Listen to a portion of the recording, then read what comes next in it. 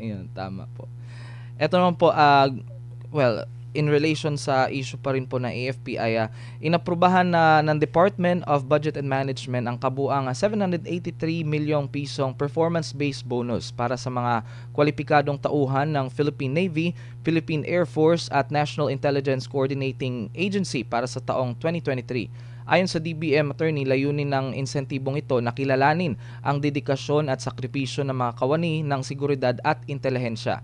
Mahigit 25,000 na mga tauhan ng PN ang nakatanggap or makakatanggap ng halos 422 million pesos. Katumbas ito ng 48.8% ng kanilang buwanang sahod. Samantala, attorney, nasa 342.5 million pesos naman ang inilaan para sa mahigit 19,800 na tauhan ng Philippine Air Force at 18.8 million pesos para sa halos 900 empleyado ng NICA, parehong katumbas ng 52% ng buwan ng sahod nila. Bago ito, nauna na ring inaprubahan ng DBM ang 1.6 billion pesos para sa Army at 3.4 billion pesos para sa PNP. Ayon kay Budget Secretary Amina Pangandaman, ang bonus na ito ay isang maliit na paraan ng pamahalaan upang kilalanin ang kabayanihan ng mga sundalo at intelihensya sa bansa. So, ano pong masasabi ninyo sa mabuting balita ito, Attorney Sal?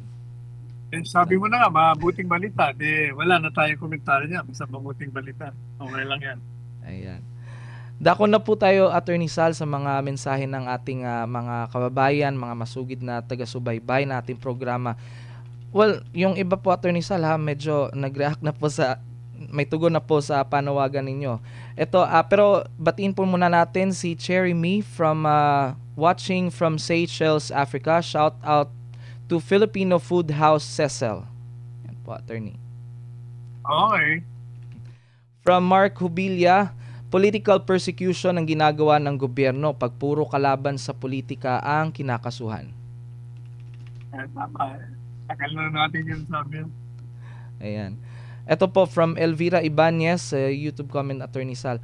Watching from California, Attorney Sal Panelo, thanks for taking time to answer the comments. And as much as I want to join the peaceful rally, I can't. So I just have to be content with watching or listening to reputable vloggers and programs like Itawag kay Panelo and give my comment opinion regarding an issue that is raised. Sigurado yun, Attorney Sal, pag nandyan ako, lalabas ako sakali at sasama sa rally. Hindi lang naman ikaw. Hindi ka pa pwede. Marami ka naman kamag-anak ka, no? Hikayatin mo silang sumama. Ayan. Mas hindi ka pupunta.